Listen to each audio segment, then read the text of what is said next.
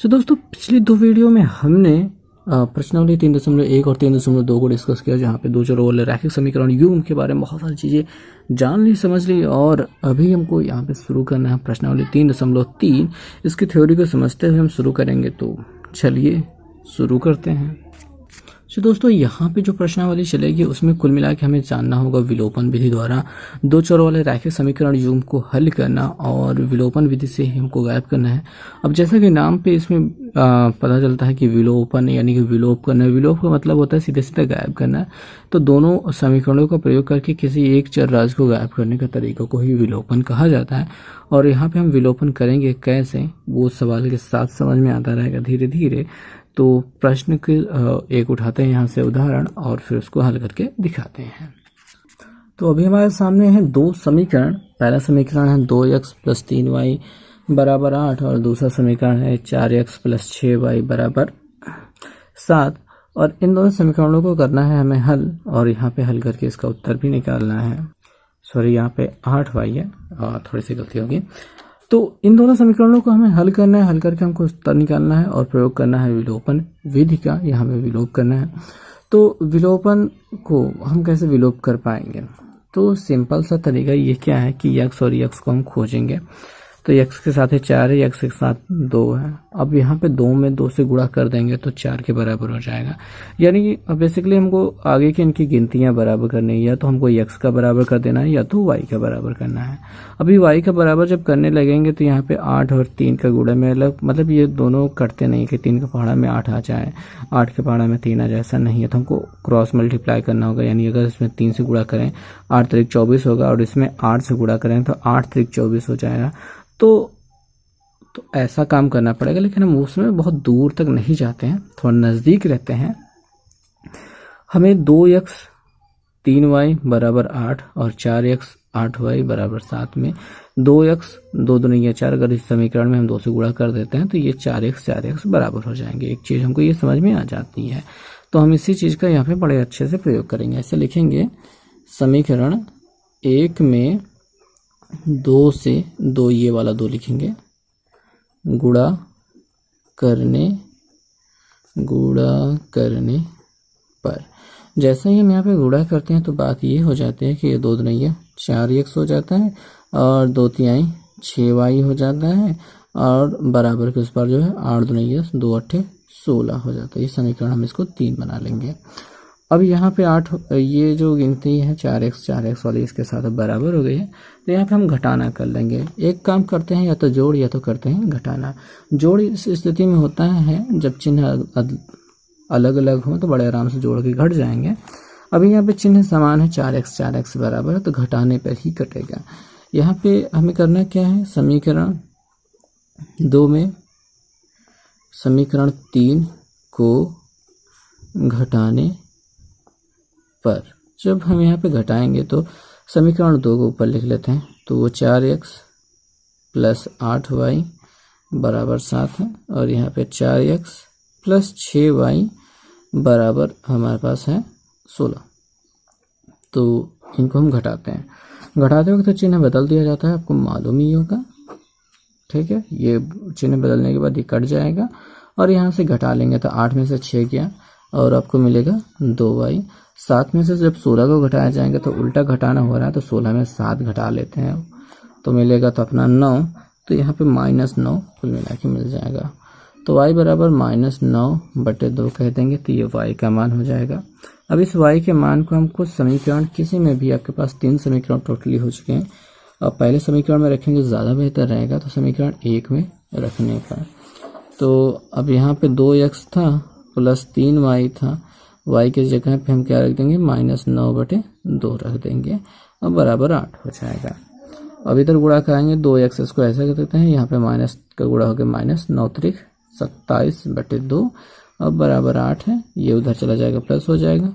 तो 2x बराबर हो जाएगा 8 + 27/2, और इसके बटे में 1 लगा करके इसको जोड़ लेते हैं। तो 8 दूनी 16 + 27, इससे जोड़ लेते हैं, 6 दूनी 12 13, 2 1 3 1 4/2, और अभी यहाँ पे ये 2x बराबर था, ये x बराबर हमको निकालना है तो 2 को नीचे भेज देना होगा, तो 43/2 दूनी 4 हो जाएगी। ये आपका y का मान हो जाएगा, x का मान सॉरी।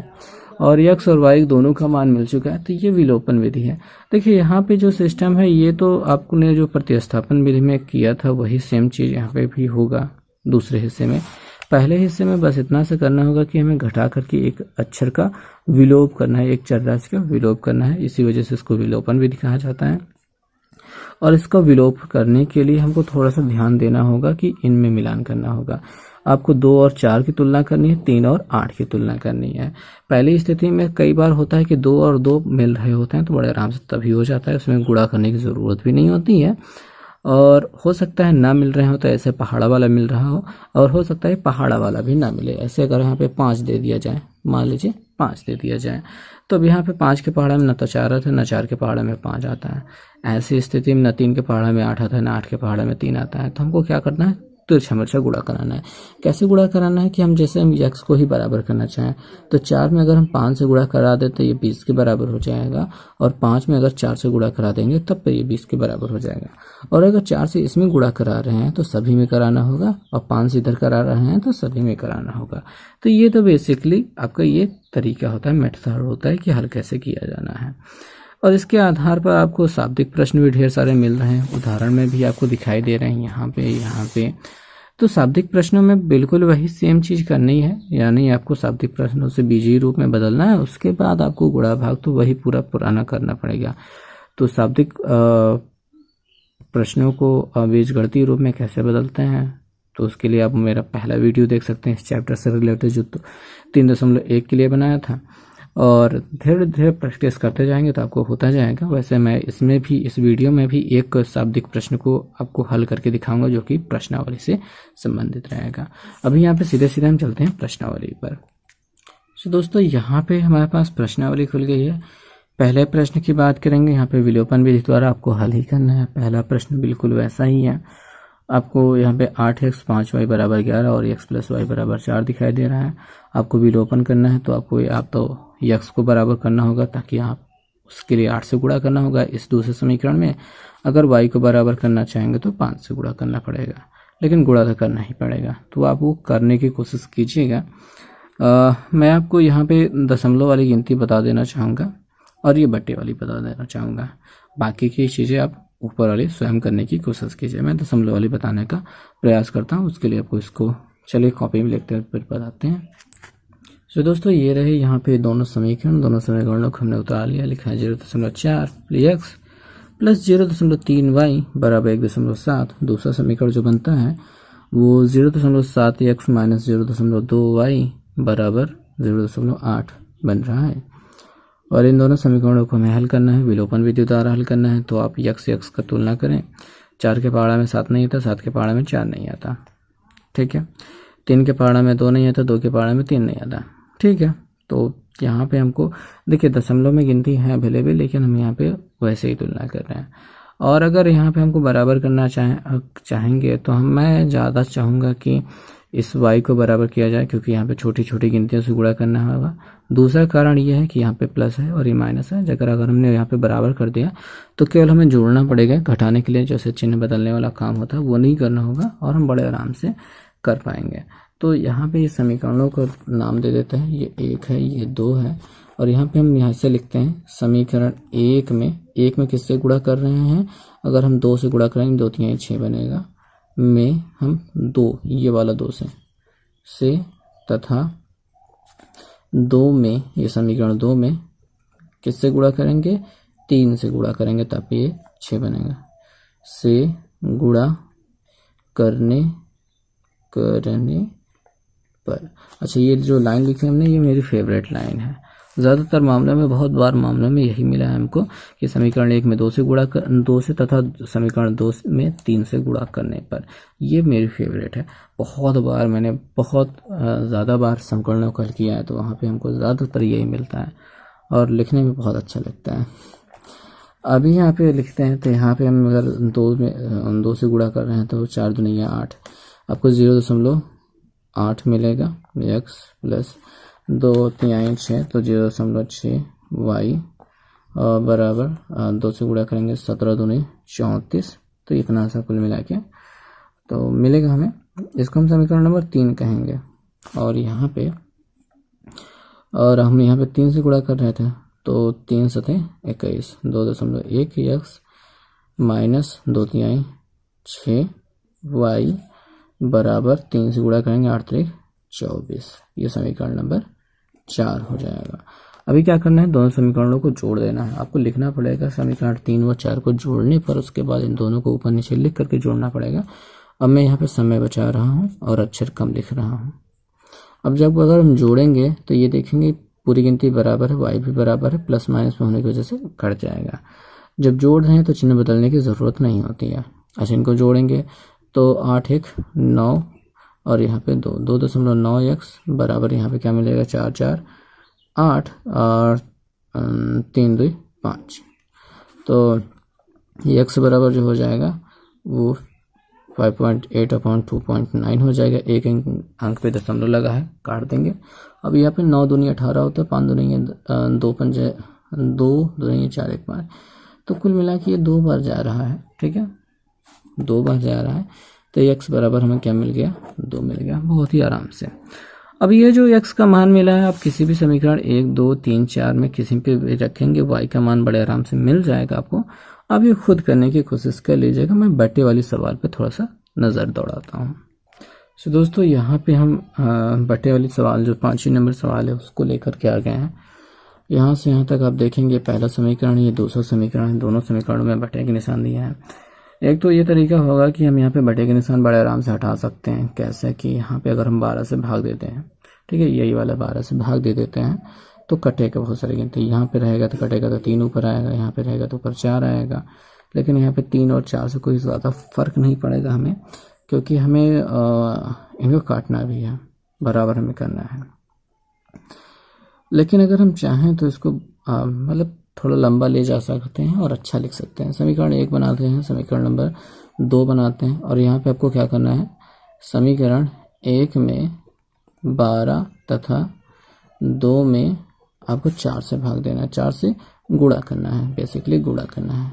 अगर आप यहाँ पे 12 से गुणा करेंगे तो आपको 12 ऊपर मिल जाएगा, ये x रहेगा बटे 4 रहेगा, प्लस 12y बटे 3 बराबर यहाँ पे माइनस है और ये माइनस 12 बटे 12 हो जाएगा।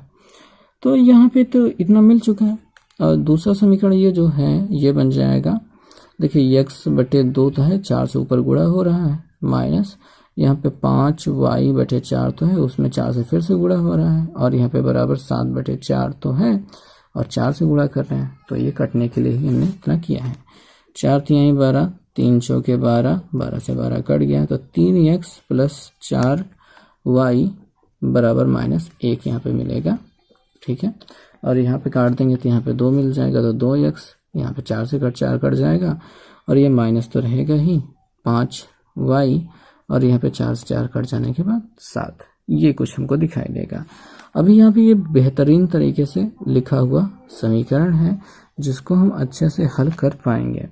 अब आगे क्या करना है, आगे फिर से वही चाल व्यवहार करना है।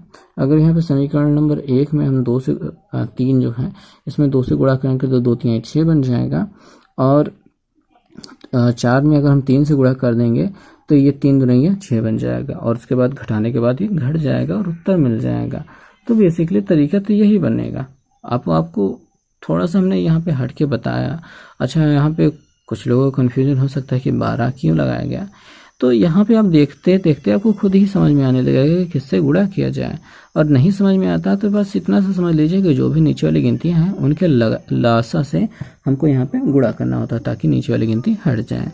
तो ये तो हो गया आपका समीकरण, ये बन चुका है। अब इन दोनों समीकरणों को कैसे हल करना है, वही आपका विलोपन विधि लगाना है। विलोपन विधि के लिए मैंने आपको बताया कि यहाँ पे आप 2 से गुणा कर दीजिए, यहाँ पे 3 से गुणा कर दीजिए, ये दोनों बराबर हो जाएंगे। उसके बाद घटा के आपको y का मान मिल जाएगा, फिर x का मान तो हम निकाल ही लेंगे। अच्छा, जिनको अभी भी नहीं समझ में आ रहा है तो वो बैक करके मेरी वो सवाल कर देख लें जो हल कर दिया है हमने। बाकी y को भी आप गैप कर सकते हैं। यहाँ पे 4 से गुणा कर देंगे, 4 पंजे 20 हो जाएगा, यहाँ पे 5 से गुणा कर देंगे, 5 चौके 20 हो जाएगा, तब पर भी गायब हो जाएगा। तो ये स्थितियाँ बनती हैं। और यहाँ पे ध्यान देने वाली बात ये है कि अगर 2 से गुणा कर रहे हैं तो पूरे में करना होगा, 3 से कर रहे हैं तो पूरे में करना होगा। इतना छोटी सी बात आपको समझनी ही होगी। आगे चलते हैं विलोपन विधि द्वारा हल करने का जो आगे सवाल है। अब देखिए यहाँ पे मैं इन सवालों को छोड़ क्यों रहा हूँ, पूरी तरीके से बता क्यों नहीं रहा हूँ। कुछ लोगों को चाहिए कि उनका पूरा सॉल्व चाहिए, बट यहाँ पे थोड़ा सा तो आपको मेहनत करनी चाहिए। बिकॉज अगर मैं सारी सवालें बता ही दूंगा तो आप करेंगे क्या, और वो भी आसान आसान सवाल हैं। एक दफ़े कहा जाता है कि टाइम वेस्ट मत कीजिए, और दूसरे दफ़ा ये कहेंगे कि सवाल पूरी बताते नहीं हैं, तो थोड़ा सा कन्फ्यूज़न जैसा हो जाता है माहौल की क्या किया जाए आखिर में। तो दूसरे सवाल पे हम आ जाते हैं। यहाँ पे हमको विलोपन विधि द्वारा भी इसको हल करना है, तो यहाँ पे हम कर क्या सकते हैं वो हमको देखना है बेसिकली। तो सवालों को उठाते हैं, पहले सवाल को हम हल करते हैं और फिर देखेंगे कि आपको कितना समझ में आया।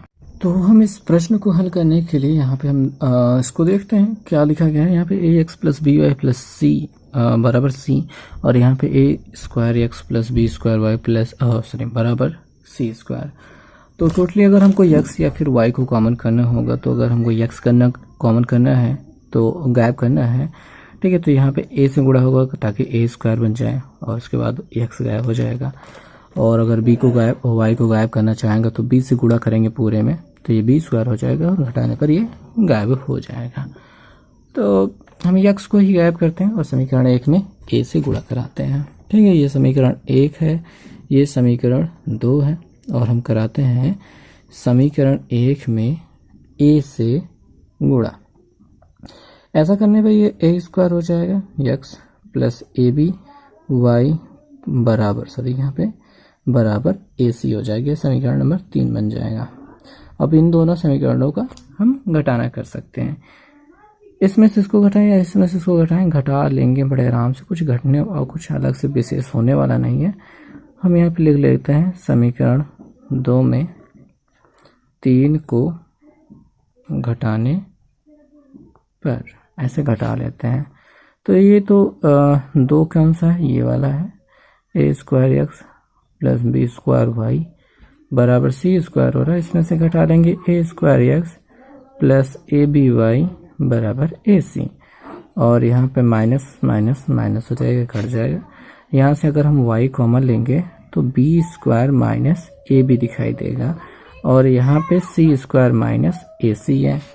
और यहाँ से हम b कॉमन ले लेते हैं, b कॉमन लेने के बाद ये b माइनस ए हो जाएगा, और y तो है ही।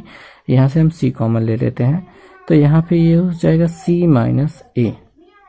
ओके, यहाँ पे मुझे लगा था कि ये कट जाएगा, पर ये कट नहीं रहा है। तो y बराबर हमको क्या मिल जाएगा, यहाँ पे c माइनस ए अपॉन b माइनस ए। तो इतना सा कुछ हमको यहाँ पे मिल गया है। कोष्टक बंद कर देते हैं और इसका मान हम किसी भी समीकरण में रखते हैं, समीकरण 1 में रखते हैं। संभावना है कि कुछ तो हो जाएगा। अच्छा, देखते हैं जो कुछ भी होता है। तो समीकरण 1 में रखते हैं, तो वहाँ पे है अपना ए एक्स है प्लस बी वाई है, वाई की जगह पे यही रखते हैं सी माइनस ए अपॉन बी माइनस ए, और बराबर सी हो जाएगा। बी से बी को काट देंगे और कुछ कर सकते हैं इसमें। संभवतः ज़्यादा कुछ नहीं करते हैं, हम इस पूरे मटेरियल को उस पार भेज देते हैं। तो ए एक्स बराबर हमको मिल जाएगा सी माइनस ये सी माइनस, और ये पूरा सी माइनस ए अपॉन बी माइनस ए, कुछ ऐसा दिखाई देगा और कुछ ऐसा मिलेगा। ए को नीचे भेजना है, एक्स का मान हमको निकालना है, तो करेंगे काटेंगे, यहाँ पे कुछ ना कुछ तो होगा ही। अभी यहाँ पे क्या करते हैं, किसके बटे में 1 लगा देते हैं, नीचे मल्टीप्लिकेशन कराते हैं। अब नीचे मेरे पास जगह नहीं, तो इधर की ओर चलते हैं। तो तिरछा गुणा कराएंगे तो हमको क्या मिलेगा, ये मिलेगा बी सी, और सी ए का गुणा हो जाएगा माइनस सी ए। ठीक है, ये माइनस से अंदर गुणा करा लेते हैं, तो माइनस सी स्क्वायर और माइनस सी ए ये बनेगा। ठीक है, अच्छा यहाँ पे माइनस है, यहाँ पे माइनस है, माइनस माइनस ये प्लस हो जाएगा, यही तो गायब होना चाहिए कुछ ना कुछ। तो यहाँ पे क्या है, बी माइनस ए बचा है, सी ए कट जाएगा प्लस माइनस में होने की वजह से। और अभी ये ए को नीचे भेजना है, तो वो हम भेज देते हैं ए, वहाँ पे बी माइनस ए मिल जाएगा। और ऊपर वाले में से अगर हम सी कॉमन ले लेते हैं, तो वो बी माइनस सी दिखाई देगा। तो ये आंसर हो चुका है। ये तो हमको मिल गया है x बराबर। तो इस प्रकार से सवालों को हल करना होगा। काम तो वही बनेगा, आपको कितना भी घुमाया जाए काम तो वैसे ही करना होगा। अगली वाली जो सवालें हैं, अगर आप इनमें ध्यान दें तो सभी में बिल्कुल वही काम हो रहा है, और आपको थोड़ा सा ध्यान देना होगा, देखना होगा कि किसमें किससे गुणा करना होगा। जैसे हम दूसरे सवाल को देख लें, यहाँ पे a प्लस बी एक्स दिया है, a माइनस बी वाई दिया गया है। यहाँ पे a प्लस बी एक्स दिया है, a माइनस बी वाई दिया गया है। अगर इन दोनों समीकरणों को आप जोड़ देते हैं तो वाई वाई वाला पार्ट कट जाएगा, बड़े आराम से मिल जाएगी x का मान। तो आप ऐसे ट्राई कर लीजिएगा, और इसमें कुछ आपको गुणा करा देना होगा। आप यहाँ से a अपॉन बी से गुणा करा देंगे तो x खाली हो जाएगा, ठीक है। x b कट जाएगा, a भी कट जाएगा a बटे b से कराने पर, और x और x का बड़े आराम से आप काट सकते हैं। ट्राई कीजिएगा, बड़े आराम से आएगा। सवाल नंबर 3 को हम देखते हैं। यहाँ पे रैखिक समीकरण युग्म को विलोपन विधि से हल कीजिए। बड़ी बड़ी गिनतियाँ हैं, और इधर देखेंगे तो ये और ये भी बड़ी बड़ी गिनतियाँ हैं।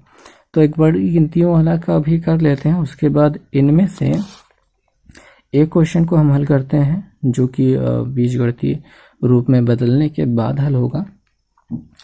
और आज हम नोट वाली सवाल करेंगे। तो उससे पहले हम ये सवाल नंबर 3 के दूसरे सवाल को, जो कि सबसे बड़ी गिनतियों के साथ में है, उसको लेते हैं और देखते हैं कि कैसे कर सकते हैं। तो दोस्तों, यहाँ पे हमने सवाल को उतारा है। सवाल में हमको देखने पे मिलता है कि 117x प्लस 223y बराबर 579, और 231x प्लस 117y बराबर 465। तो ये दो समीकरण हैं। हम इसको पहला समीकरण मान लेते हैं, इसको दूसरा समीकरण मान लेते हैं। अब यहाँ पे हमको ध्यान देने वाली बात ये है कि ये दोनों गिनतियाँ 117 और 231 जो हैं, ये क्या इनका लासा कितना बनेगा, ठीक है। क्योंकि हम यहाँ पे वही गिनतियों को देख रहे हैं, यहाँ पे भी वही गिनतियों को देख रहे हैं। तो अगर हमको इनको बराबर करना होगा तो 231 से ऊपर गुणा करना होगा और 117 से नीचे गुणा करना पड़ेगा, तब तो जाके कहीं पे ये कुछ हल होगा। लेकिन अगर हम इसका लासा निकाल लेते हैं तो लासा तक बड़े आराम से पहुंच जाएंगे, और लासा निकालने के बाद थोड़ा सा आसान हो जाएगा, कम गिनतियों से गुणा करना पड़ेगा इनको बराबर करने के लिए, ठीक। तो इनका लासा क्या बन पाएगा ये हमको देखना है। तो लासा निकाल लेते हैं अलग से एक जगह पे। हमारे पास है 117 और 231, क्योंकि हमको इसी में गुणा कराना है। अभी यहाँ पे ये 2 से 1 को नहीं कटेगा, 3 से कट जाएगा। ये 3 त्रिक 9 बनेगा, बचेगा 2, 3 9 27, 9 त्रिक 27। 2 से काटेंगे 3 से काटेंगे, 3 से 21 और 3 से 21, कुछ इतना बचेगा। अब 3 से अब ये कटेगा, 3 कम 3, 3 त्रिक 9। 3 से ये कटेगा कि नहीं कटेगा, ये 77 ही रहेगा, ठीक है। अब ये 13 से कटेगा, 13 कम 13, और ये जो 77 है वो 7 से कटेगा, 11 आ जाएगा, और 11 से काटने पर ये हो जाएगा 1। पूरा कहानी ख़त्म हो गया। तो एलसीएम तो कुछ इस प्रकार से मिलेगा इनका गुणा करने के बाद। अब ये बड़ी गिनतियाँ बन रही हैं। अभी यहाँ पे हमको सोचना बस इतना सा है कि हम किससे गुणा करा के क्या बनाने वाले हैं। तो अगर हम यहाँ पे देखें कि 117 क्या है, तो 117 बराबर है 3 गुणते 3 गुणते 13, ठीक है। यही गिनती हुई तो गुणा मिला है। और ये जो अगर आप गुणनखंड अलग से करना चाहें तब यही मिलेगा। और जो 231 का अगर आप करेंगे तो वो 3 से एक बार कटी थी, उसके बाद डायरेक्ट आके 7 से कटी, फिर 11 से कटी, यानी गुणते 7 गुणते 11, ठीक। तो जो चीज़ें कॉमन है उससे हमें यहाँ पे ज़्यादा कुछ झंझट नहीं करनी चाहिए। बस ये जो चीज़ें बाकी है, 11 से 77, ऊपर 77 से गुणा हो जाएगा, और नीचे 13 39 से गुणा कर देंगे, तो ये बनेगा इनका लासा के बराबर ही आ जाएंगे। आपको समझ में आना चाहिए। थोड़ा सा कन्फ्यूज़न भरा यहाँ पे कर दे रहा हूँ, बस यूँ समझिए कि मासा को छोड़ करके, इन दोनों का मासा कितना बन रहा था, 3 बन रहा था, तो मासा को छोड़ करके जो गिनतियाँ बनी है वही तिरछा गुणा करा दीजिए। 77 से इसमें गुणा करा दीजिए, 39 से इसमें गुणा करा दीजिए, तब ये काम हो जाएगा। तो ये ऐसे काम करेगा। तो चलिए वहाँ पे लिख लेते हैं। और यहाँ पे गुणा तो लंबा होने वाला है, तो हमें टाइम दे करके बड़े आराम से गुणा करना होगा। यहाँ पे लिखेंगे समीकरण 1 में हम यहाँ पे किससे गुणा करने वाले थे, 77 से, तथा 2 में, और इसमें हम गुणा करने वाले थे 223 में 39 से, तो 39 से गुणा करने पर इसमें गुणा करते हैं। तो हम जब यहाँ पे 77 से गुणा कराएंगे तो हमको कैलकुलेशन करनी होगी, कैलकुलेटर का यूज़ नहीं करना है, हमें माइंड से ही गुणा करना है और कॉपी में लिख कर आराम से गुणा करेंगे। तो एक बार लिख लेते हैं, जैसे 77 गुणते 117 x मिलेगा, प्लस 77 गुणते 231 y मिलेगा, बराबर यहाँ पे मिल जाएगा 569 और 1279 गुणते 77, यहाँ पे भी ऐसा ही बनेगा। और आगे जो स्थिति बनेगी इसमें हम गुणा कर रहे हैं 39 से, 39 गुणते 231 यक्स रहेगा, प्लस 39 गुणते 117 वाई रहेगा, बराबर 465 गुणते 39 रहेगा। अभी जब हम इनका गुणा कराएंगे तो इनके लासा के बराबर ही गिनती मिलने वाली है, और इसका गुणा कराने के बाद उसी गिनती के बराबर ये भी मिलेगा, तो कुछ बड़ा नहीं होने वाला है। तो दोस्तों यहाँ पे हमने गुणा कराने के लिए कैलकुलेटर का यूज़ किया, क्योंकि इतनी बड़ी गुणा कौन कराते बैठा रहेगा। तो यहाँ पे इनको गुणा कराने पर ये मिल गया, इनको गुणा कराने पर चाहिए, इनको गुणा कराने पर ये, तो बेसिकली समीकरण नंबर 3 ये बन गया और समीकरण नंबर 4 ये बन गया। अगर इनको हम घटाते हैं, माइनस माइनस माइनस करते हैं, तो ये तो कट जाएंगे, क्योंकि ये तो बराबर हमने किया ही था। इसमें से इसको घटाने पर मिलेगा हमको कुल मिला के हमको मिलने वाला है 9 में से 3 गया 6, 8 में से 2, और यहाँ पे 7 में से 5 गया 2, और 7 में से 4 गया 3 और 1 वाई।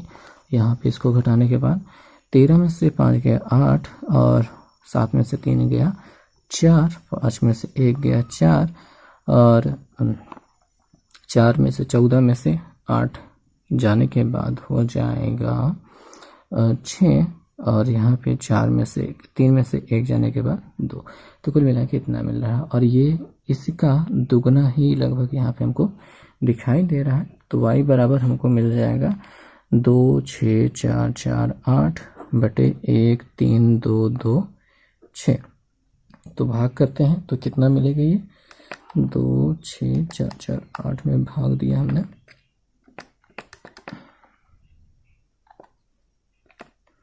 तो ये 1.9 के करीब बता रहा है, लेकिन हमसे थोड़ी सी कहीं गलती हो गई होगी, इस वजह से सीधे सीधे इसको आप 2 ही मानिए। कहीं पे गुणा भाग करने में गलती हो गई लिखने में, तो ऐसी स्थिति बनती है। और यक्स का मान निकालने के लिए आप y बराबर 2 इन दोनों समीकरणों में किसी एक में रख देंगे, बड़े आराम से आपको मिल जाएगा। तो सवाल थोड़ी सी लंबी बनी, कुल मिला के जाएंगे ऐसे ही। और आपको ये याद रखना है कि अगर आपको एलसीएम वाला नहीं समझ में आ रहा था, नीचे से ऊपर, ऊपर से नीचे वाले में गुणा करा दीजिए, गिनतियाँ बराबर हो जाएंगी और बड़े आराम से आपको उत्तर मिल जाएगा। आगे के अगर प्रश्नों की हम बात करेंगे तो सवाल नंबर 4 जो मिल जाता है, कहा जाता है समीकरण x/10 + y/5 - 1 = 0 और x/8 + y/6 = 15 के युग्म का हल ज्ञात कीजिए और लेम्डा का मान भी ज्ञात कीजिए यदि y बराबर लेम्डा x + 5 हो। तो आपको जैसे कि पिछले प्रश्न वाले में एक प्रश्न हुआ करता था y बराबर mx + 7 दिया गया था, तो सेम वही सिचुएशन यहाँ पे भी बनती है और आपको भी वैसे ही बिल्कुल हल करना है जैसे कि अभी तक ये विलोपन विधि द्वारा हल करते आए हैं आप। तो यहाँ पे बटे वाली गिनती हटाने की ज़रूरत तो है, पर आप ज़रूरत नहीं भी कह सकते हैं इसको। आप इनको पहले तो बटे वाली गिनती हटा सकते हैं, एक काम ये कर सकते हैं, या फिर डायरेक्ट गुणा करा के आप बराबर कर सकते हैं, लेकिन ज़्यादा बेहतर रहेगा कि बटे वाली गिनती आप हटा दें। तो 10 से अगर उसी में सभी में गुणा करा देते हैं तो यहाँ पे x अकेले हो जाएगा, यहाँ पे 2y बच जाएगा, यहाँ पे 10 हो जाएगा, और यहाँ पे 8 से गुणा करा देते हैं तो नीचे से 8 हट जाएगा। तो ऐसे में क्या हो जाएगा कि x और x खाली हो जाएंगे, ठीक। तो उसके बाद घटा देंगे तो बड़ा आराम से मिल जाएगा। और जिनको समझ में आ रहा है उनके लिए बेहतर है, जिनको नहीं आ रहा है प्लीज़ पहले वाली सवाल आप करते जाएं बड़े आराम से, आपको बहुत अच्छे से समझ में आता रहेगा और उसके बाद आप इसको बड़े आराम से कर पाएंगे। ठीक है, डायरेक्ट यहाँ पे कूदना ठीक नहीं होगा। और अगर फिर भी आपको समझ में नहीं आ रहा है तो वो आप कमेंट कर दीजिएगा, मैं दोबारा फिर कभी किसी वीडियो में बता दूंगा। यहाँ पे हम आगे वाले सवाल पे चलते हैं। 5वीं 6वीं सवाल और 7वीं सवाल लगभग सेम टू सेम है। और अभी हमने बात की थी नोट वाले सवाल बताने की, तो यहाँ पे नोट वाले सवाल ही बताते हैं। सवाल को पढ़ा जाता है, कहा जाता है मंजू स्टेट बैंक से 1000 रुपये निकालने जाती है तथा कैशियर को केवल 100 रुपये और 50 रुपये के नोट देने को बोलती है। वह कुल 14 नोट प्राप्त करती है। इनके नोटों की संख्या क्या है? 100 और 50 के नोटों की संख्या बताइए कितना है। हम यहाँ पे शॉर्टकट में लिख रहे हैं, बहुत ज़्यादा शॉर्टकट में। ठीक है, तो आपको यहाँ पे थोड़ा सा अच्छे से समझना है। हमने यहाँ पे लिखा, हम मानते हैं कि 100 रुपये की जो नोटों की संख्या है, 100 रुपये के नोटों की संख्या क्या है? x है। और ₹50 के नोटों की संख्या क्या है? y है। इतना आपको समझ में आया। उसको कुल कितना नोट प्राप्त होते हैं? 14। जैसे कि 100 रुपये के 2 नोट प्राप्त हो गए और 50 रुपये के 3 नोट प्राप्त हो गए, 2 3 कितने हो गए? 5। ऐसे जितने भी नोट प्राप्त हुए हैं उनका कुल योग कितना है? 14 है। तो समीकरण क्या बनता है? x + y = 14। ये हो गई नोटों की संख्या। एक समीकरण बनकर तैयार हो चुका है आपका। दूसरा है कि उसने कुल मिला के 1000 रुपये निकाले हैं।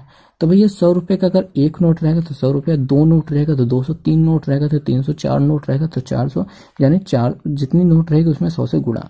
यक्स नोट रहेगी तो 100 से गुणा करेंगे तो 100 यक्स रुपये इसका बन गया। और 50 रुपये का नोट लेंगे तो यहाँ पे 50 से गुणा करना पड़ेगा। तो ये होगा टोटल धनराशि। ये कितने के बराबर हो गया? 1000 रुपये के बराबर हो गया।